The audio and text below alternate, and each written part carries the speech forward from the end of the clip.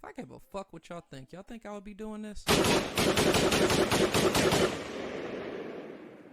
Welcome to the FMFU podcast, the podcast that's from me, for us. Vulgar but true, real and never fake. I'm your host, Reese, and I've got a lot of shit on my mind today, so let's get into it. Happy Friday, people, and welcome to an all-new exciting episode of the From Me For Us podcast. Well, it's official. Grand Theft Auto 6 pre-orders are here.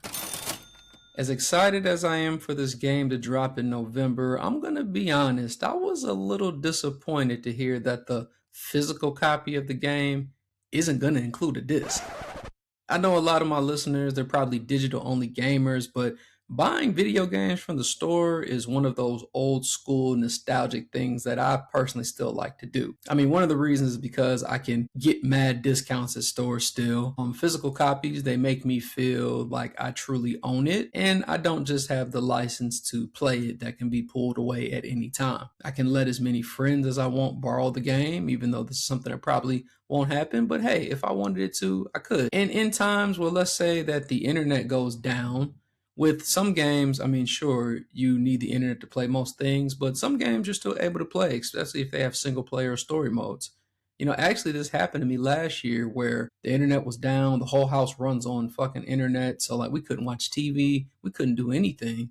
But long and behold, who remembers they have a crate full of Marvel Blu-rays and other stuff in the garage to at least put something in the PS5 to have some type of noise in the house. But by them getting rid of a true physical disc, it's kind of like, what's the hype to pre-order? I mean, it's not like they're going to run out of digital copies. Like I could slightly see, wanting to pre-order at the stores because maybe you would get a poster, artwork, a collector's edition item. But for you to only get a box of air and a piece of paper inside, it's just pretty pointless to me. The internet is in a frenzy because of this announcement. Somebody wrote Rockstar some type of letter. They said, and I'm going to read it verbatim here, "Dear Rockstar, for almost 30 years, it has been your rule, your tradition to release your games fully finished. Unlike many of your competitors, you don't rush to release your games prematurely.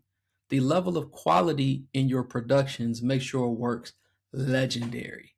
And for almost 30 years, your physical game releases have been admirable. This is important because your games are not like the others. They are making video game history. That's why we strongly urge you, please not to betray your tradition. Release a complete physical version of Grand Theft Auto 6. Don't take the easy way out. Don't make your work obsolete. Your fans attached to physical media are ready to wait longer than others if necessary. Let GTA remain this legendary exception that respects all players. Sincerely, the collector fans." First of all, how you speaking for all niggas talking about everybody's wants to wait longer? Like, did you take a poll from the Census Bureau or something, my nigga? Like, how the fuck do you know? But the point is, people writing letters, people are nerding the fuck out. It's really like a big deal because, I mean, if you really think about it, it's really crazy because not only the fact that you're not getting the physical disc, but the standard edition of the game is being bumped from $69.99 to $79.99, and the Ultimate Edition starts at $99.99. And also, I mean, I guess until proven otherwise, it sounds like you get similar pre-order bonuses like the GTA Plus for a month or something like that. But besides the differences between standard and ultimate being cosmetic, like until proven otherwise, it sounds like that Rockstar may be locking down some locations and stores behind this Ultimate Edition bundle. And for me, as a consumer, what I'm fearing is that this is going to become the new wave of where the DLC walked, that in-game items are being locked behind the paywall can fly. And that's really fucked up. But nonetheless, I will be playing the game. I will be off that week because it drops 2 days after a nigga's birthday. So happy birthday to me. Shout out to all my dads out there and a happy Father's Day. We're not quite out of June yet, so I'm going to still fucking say it. Bit late on my recording schedule. I was a little bit thrown off, but the running joke is that fathers don't get as much recognition as the mothers do on Mother's Day. And that's a running joke that I'm hoping that changes eventually. We need to continue to push each other and set new standards for one another. Speaking of dads being involved, though, I had a random thought the other day. You know who I really miss a lot that had like a crazy run and you just don't really hear him about as much anymore? And honestly, all jokes aside, I really hope he's doing a lot better because he had some health issues. LeVar Ball. Yo, that whole run of my son is better than Steph Curry, which led to him going on all these different shows and getting all this attention. Listen, that shit was amazing. Like, I remember when he was on Colin's show and he told the white girl to stay in her lane. And basically he said like he wasn't going to talk to her because of what she was saying about him. And I felt LeVar on that because realistically, I think at that point, don't get me wrong, could be missing something, that he didn't say anything offensive or disparaging to anyone. I think he said some off the wall things and he just truly believed in his sons and did all that he could do to ensure that they made it to the league one way or another. And then, he did nothing else but promote the big baller brand that never took a loss. We should salute LeVar Ball and what he was able to do. And now I don't know the numbers, but I'm assuming he was able to capitalize on that attention a little bit and sell some big baller brand sneakers. It makes you think about a lot of these like celebrity black fathers and the perception that happens with them because the running joke, of course, for Joe Jackson is how he used to beat on his kids and put them through so much. I'm never wanting to promote child abuse or abuse of anyone, whether it's domestic, man or woman, woman or man, whoever. But I'll tell you this, if he wasn't how he was, then I'm pretty positive that the Jacksons would not have made it to be who they are collectively or individually. I think sometimes as a father, being hard on your kids can always be flipped as like a negative thing. But I see a lot of independence in kids at an earlier age when their parents were a little more rougher on them. It made them be responsible a little more quicker. Like, we shouldn't abuse anyone, but they wouldn't have made it without Joe Jackson. Destiny's Child would not have made it without Matthew Knowles and his rumored strict military style rehearsals for dancing and whatever else. The Williams sisters wouldn't have made it without their father being a little obnoxious and aggressive and all the things he did to push for them and put them in that position.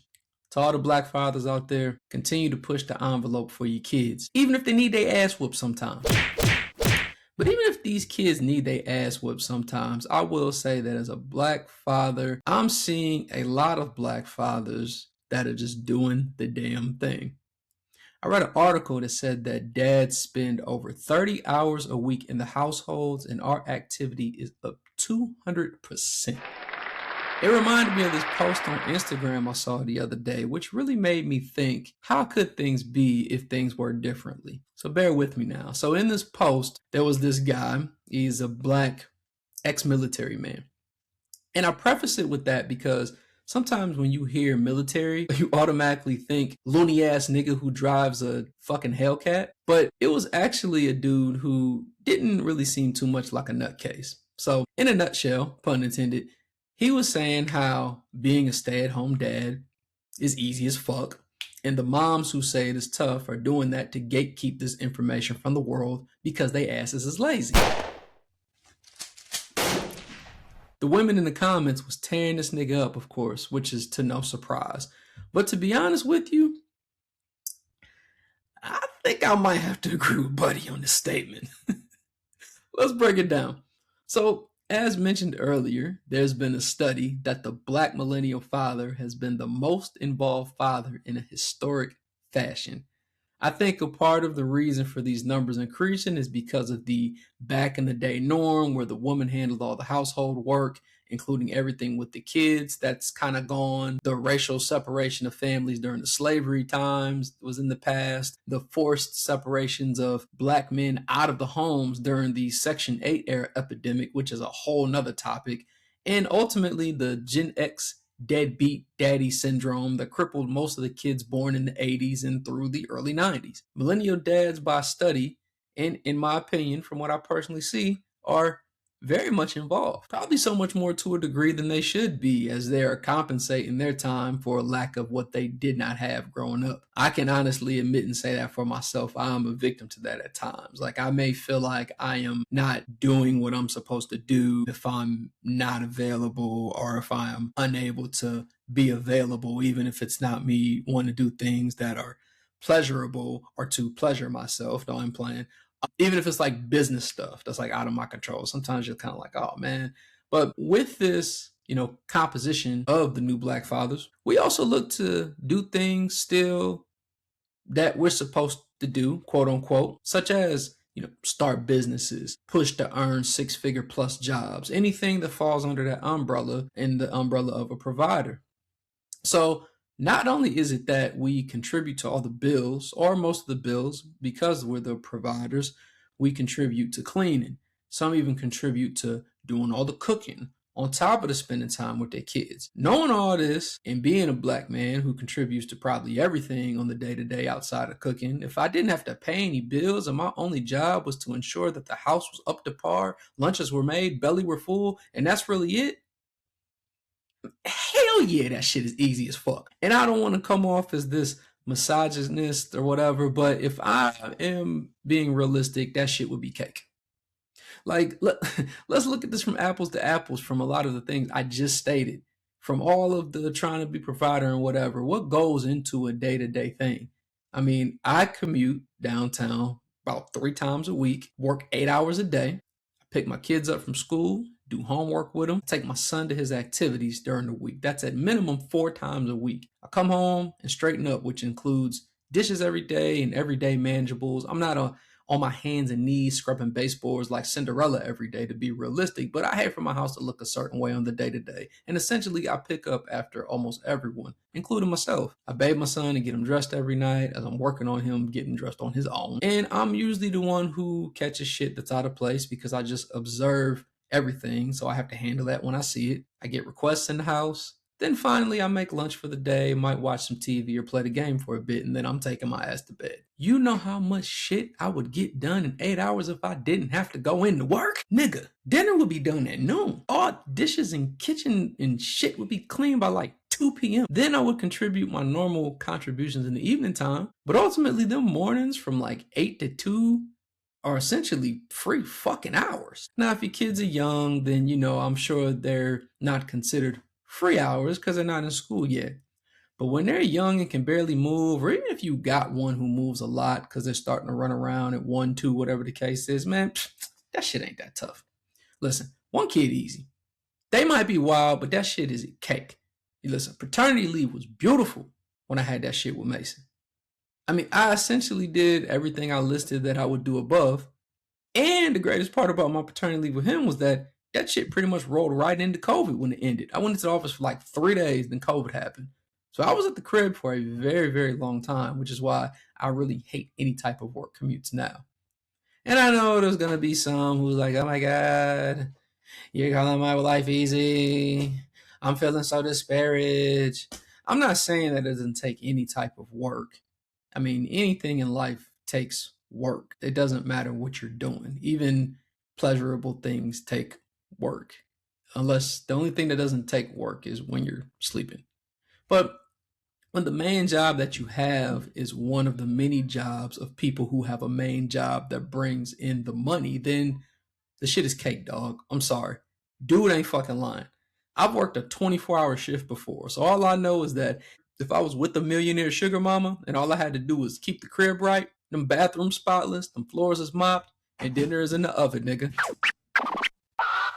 So the World Cup is popping right now. U.S. men are doing their thing. I'm glad to have something to be entertained with now that the NBA finals are over with. But speaking of the finals, if you haven't already, check out the NBA finals recap over on the No Rules podcast. I connected with the fellas to get a real-time reaction from my boy Malik right when the game ended. It was fucking fun, man. We were up to almost 3 a.m. talking, shooting shit. So just make sure you check out that episode and also subscribe to their pod and check out any future episodes for sports coverage, anything in pop culture over there as well. You might catch your boy on another episode soon. We got to connect again, fellas. But another season of the NBA is in the books. And with the team who came out on top, the Knicks, it was really a crazy run to be real. Like, let's think about it. The Knicks were a 3 seed, and although they knocked off Boston last year, it seemed like a lot of people were picking Boston to be the favorites to come out the East. And the only way it seemed that they were going to end up champions is if they conquered them again or made some type of crazy run to get to the championship, with a lot of people really counting them out, saying that they couldn't beat anybody in the West.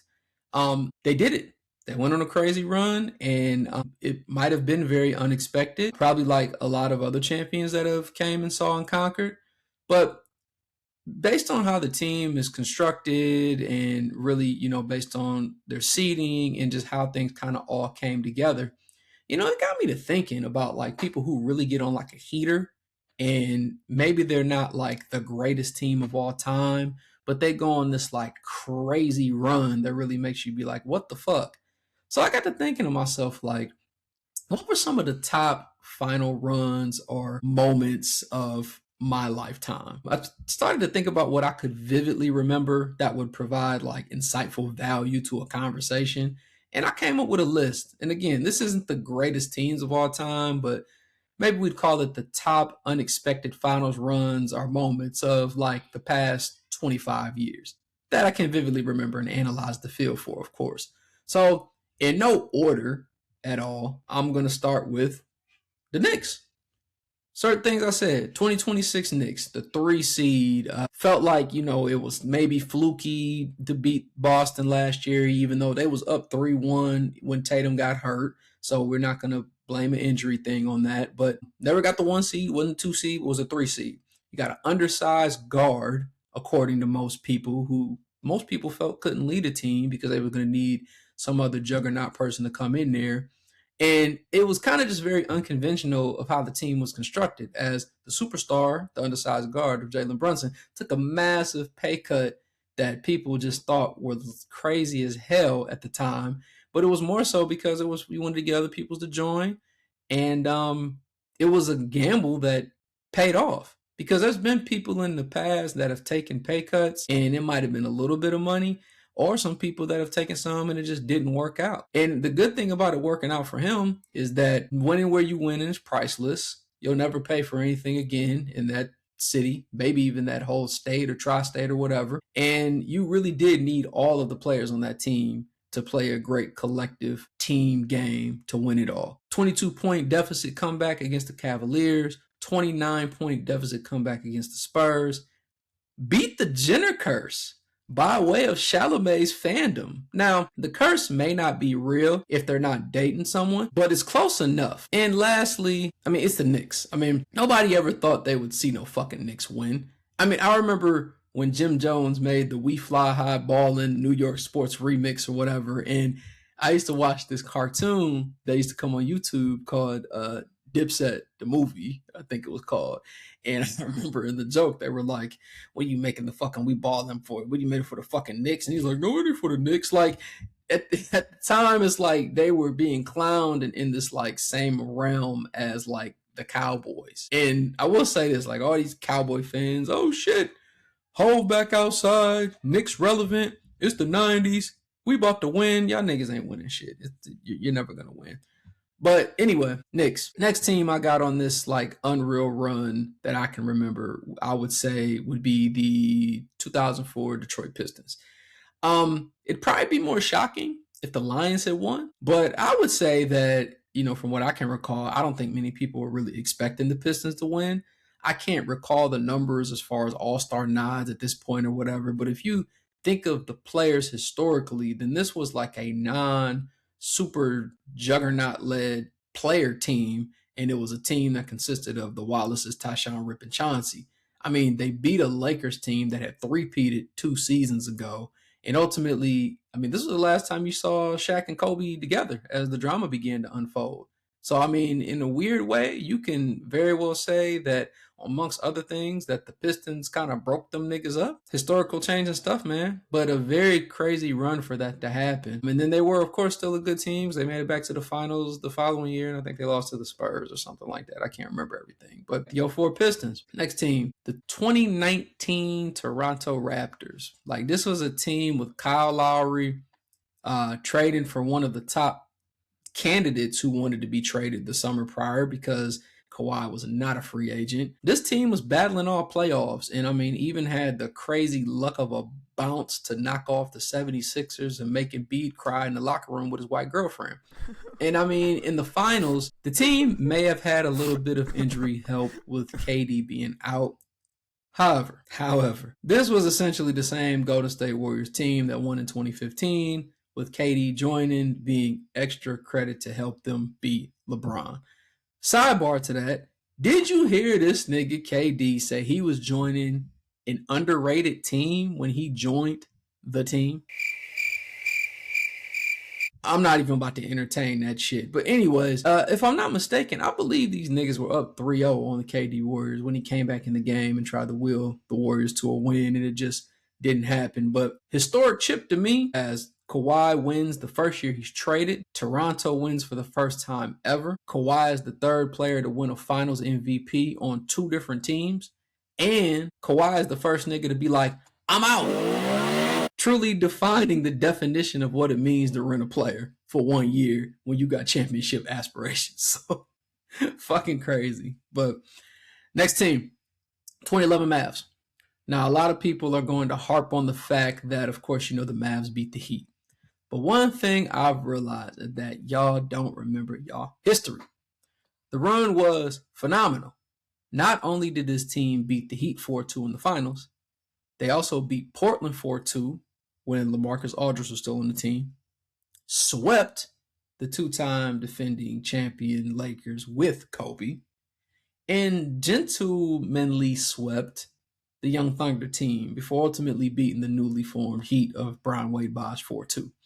So anytime people bring up this Mavs team, how they beat the Heat to try to downplay LeBron or say some shit like, oh, Kobe would have never lost to the Mavericks like LeBron did. You're right. He didn't lose like LeBron did because the Mavs pulled out the brooms on them niggas. Hell of a run by them for real. Lastly, and this shouldn't be without a fucking surprise, 2016 Cleveland Cavaliers. Now, I will say this, because I'm a very objective person, and I take pride in that. You could probably argue this one if you wanted to, because the team was kind of sort of destined to make it to the finals, but because of what happened, it's hard not to include it in my little made-up list here. And honestly, I wouldn't give a fuck what y'all got to say anyways, because it's my fucking list. So, I mean, let's run it down. Legacy's on the line. I mean, if the Cavaliers lose, Bron's got 2 years of a failure since coming back, lost to Steph 2 years in a row. Him and Steph got the same amount of titles to match. I mean, the whole ESPN and everybody was already saying that it was Steph's league prior to the series. So, I mean, Legacies was kind of on the line here. It was a round 2 matchup, but I mean, the team that won last year just seemed to have gotten better over the course of that year and ultimately had the greatest record of all time. 3-1 deficit comeback. Nothing else really to say. I mean, honestly, as much as we talk about it now, I think people kind of don't really understand the magnitude of what that is because it's just never been done in a finals. And it's also against this team that is considered the greatest regular season team of all time. And we can honestly sit here and say that nobody was expecting them to win once they went down. Like, I would not sit here and be like, oh yeah, I would bet my life or my mortgage that we were going to come back and win that series. That would be a whole fucking lie, and I would get struck down by lightning. And then, the first chip for the land in any sport in over 52 years, and the first one for the Cavaliers in general, which is just an amazing feeling. Similar to the Knicks and their 50-plus year run, I can understand the feels because some people haven't even been alive to see their team win the championship. And if you're a New Yorker and you love all your New York sports, you witnessed a few. But places like Cleveland, Toronto, you never won shit for real. And so a lot of us don't remember. We was not born in 1960. That's my 5. I had a bonus team that I wanted to throw in here, and this is probably one you'd argue as well as far as the run. But 2008 Celtics trading for KG. I mean, that team definitely like dominated during the regular season. But again, anytime you trade for somebody, I don't know if we expect them to win immediately. Maybe now because of the way the hype of everything is. But this is '08. This is like very early social media days with lack of as much content as we have now. But I think what stood out to me, why I would say a bonus team and not put them in that little made up list of mine, is that them coming back from a 24-point deficit when they played LA. I didn't even know that that was a thing. So I had to, of course, do my own research. And I, similar to saying coming back from 3-1 deficit from a series record, I would not predict that you're going to come back from a 24-point deficit, especially on a team like LA and a player of Kobe's magnitude. So that means you must have been doing some really amazing shit. And the fact that you didn't do it on your home court, you did it on their court. So pretty wild. And I think also too, what really makes this one stand out to me is anything's possible. But either way, the NBA is a wrap. 8th different team in 8 years to win the title, which is a parity masterclass by the league. So we shall see what happens next year. And I'll leave with this. As much as I respect the team who wins it, there's always sometimes some circumstances that need to happen, a little bit of luck, a little bit of grit, a little bit of everything. One thing the internet loves to do is say or do some mind-boggling shit. So whoever created that, would the 2026 Knicks beat the 2016 Cavaliers graphic? You must be high at your ass. I'm not going to go crazy because it doesn't matter. It's hypothetical. And 10 out of 10, it's really just rage bait or something posted for engagement. But it is the 10-year anniversary of that chip, so I know that's probably why it got brought up, so it's easy to make that graphic. But let's not bring up super weird hypothetical scenarios that make no sense because I don't want to damper on the parade. No pun intended. It's officially the 2-week countdown to Reasonable Doubt night, and Hove is having a fucking rollout. Between the added show in LA and Paris to the Brooklyn 96 and Forever Library cards, the Dynasty signs all through New York, with the pop-ups even being at Brooklyn and Manhattan and whatever else. Like, when he said in the interview they on offense this year, he wasn't lying. I'm seeing hair documentaries with Beyonce combing your locks out. Like this nigga's on top of the world right now, man. I gotta think an album is coming or something. Like it's gotta be something other than concerts or pop-ups. But I tell you one thing, no matter how much positive it is, it's always some bullshit when you back outside, right? Everybody online complaining about people putting vinyls in Target. Why are we tripping on somebody putting a vinyl for sale in Target? More specifically, why are we pointing out one particular person for having their vinyl in Target, especially when all of the other artists have their vinyls in Target? Now, I don't really know the whole backstory, but it sounds like, based on some of the chirp going on, that there's supposed to be some type of boycott of Target. I'll be honest with y'all. I ain't know we were boycotting Target. We boycotting Target? Like I know that there was like a stand at one point in time where there was protests when things happened with George Floyd back in 2020 because that took place in Minneapolis. And if you don't know, that's Target's headquarters there, etc. Target Center, Timberwolves, put your shit together, think about it.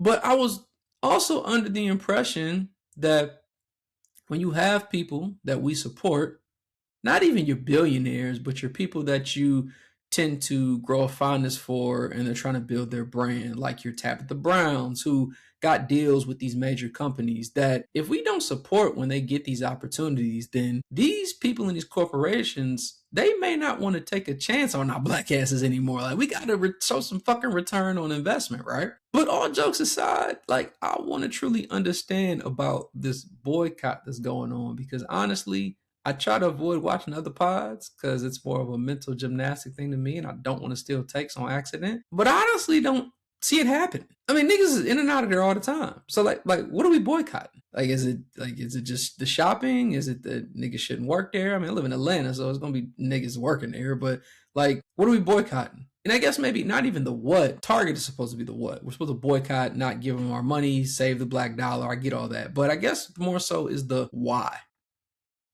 Like some people are saying, well, because I got rid of DEI. Can we really look at DEI for a second? Like, do y'all realize that DEI was not something that was a get all black people in jobs type situation? You know, DEI applies for like essentially anyone that's not a white man. Like it wasn't a black job, get you in the door easy type thing, right? And I mean, also, even if you think about it from this mindset and zoom out a bit, knowing the state of how this country is because dumbass Agent Orange and other circumstances. Like if you're running a business and you're losing money and you've added these areas and these departments and they're not really showing that much return on value, then 9 times out of 10, that's the area that's probably going to get cut to save money against your budget or your deficit. Now, we as people never want anyone to lose a job, so we never want to celebrate job cuts, and we should never be happy. People got kids to feed. That's a life-changing thing. But looking at it from like running a corporation at scale, that is probably one of those areas or departments that's going to meet the chopping block. So my question goes back to, are we boycotting because what happened in 2020 and the lack of like a response to the George Floyd murder, or are we boycotting because they got rid of DEI groups? I don't know. I think also too, when it comes to situations like this is like, and I've said this a long time ago, this was like many pods ago, from years ago. I think it's great for us to stand on some type of moral compass, but at the end of the day, we can't stand on half-ass morals. So like if we're going to boycott Target, we need to boycott everything. I mean, I'm not going to list every company like I assholely did before, but like, I mean, let's just say pretty much everything. Because I mean, even if there isn't any type of like national DEI getting rid of change or any statement made about us from these other companies, we know a lot of them are on the same bullshit. It's these old people that come from old money, that have these old thoughts, that are stuck in their old ways, that they still look at us the same way they looked at our people. A lot of them aren't really changing like that. So I just think I hate, and I don't like to use this word, but the fake woke shit, but that's just kind of what it sounds like to me. And I will say this though, like, I mean, I be needing places to shop. I mean, yeah, I'll try to buy like alternatively if there's somewhere to go, but I'm gonna keep it 2 Virgils with you. I don't be thinking about all of that unless we are really united, and honestly, we're just not. And I don't even think we know why we're doing what we're doing or saying we're doing what we're doing. And some of the people that are saying they're doing what they're doing aren't really doing what they're doing. And if we don't really know the outcome we're looking for and the why we're doing something, then doing something just to do something just doesn't make sense. I give you this example, and I remember because it just got brought up the other day. 2020. We're talking about 2020, RP George Floyd. We're talking about all around. This actually relates to that. The Bucks, when the bubble was going on in the NBA, just decided they weren't going to play the game. And people are like, well, why aren't you playing the game? And they're like, because of what's going on in Minneapolis. And people are like, okay, but are we making a stand? Like, what are we doing? So it turned into this thing where other teams were like, well, like, are we going to just cancel the season? And like, I think even like the Lakers and the Clippers, like, we don't want to do the season no more. So like when people bring up the bubble, it's like, yeah, there was a lot of shit going on in there. Point being, they just went and did some shit without bringing everyone together. Like you can't make decisions in silos is what I'm saying. Like there has to be some type of unity and some shared vision and goal that we're trying to accomplish. And we just unfortunately don't have that because everybody's so stuck in their own ways of wanting to do things. And that's okay. But just know that like, hey, if my ass needs some laundry detergent and Target the only store in my route through this Atlanta traffic because it's near my gym, where the fuck am I buy it? I mean, you want my clothes to stink? I mean, I'm gonna be honest, I just copped the goddamn Target exclusive white reasonable doubt vinyl. Shout out to the Lomo. But it is what it is. Like we have to learn how to collectively make meaningful change and not just be hyped for the internet. Like, who is a person that you've helped out recently? What's the cause that you've given your hard-earned money to? What's a gem that you've dropped to help someone get a job? Who's a connect that you've given to help someone promote their business? I mean, that's the shit that really matters. I mean, the big corporations and the big brothers of the world, they're always going to get what they get. And I'm not saying we should never rally, we shouldn't boycott, we shouldn't march, we shouldn't protest. But the difference between us now versus us back in the 60s is that we knew the outcome we wanted and we did it with a specific cause. Until we align ourselves to ways that we want to make things to get what we want, know what we want, and apply it to that specific cause and look for that outcome we want, then it's all fodder. Until then, target me up, nigga. Thanks for listening to the FMFU podcast. Follow me on Facebook at FMFU Experience. I'm also on Twitter, Instagram, TikTok, and YouTube at FMFU_experience. Also check me out on Twitch for some Warzone action at ReesePup007. Remember people, life is a series of choices. Just make sure you make the right one. Peace.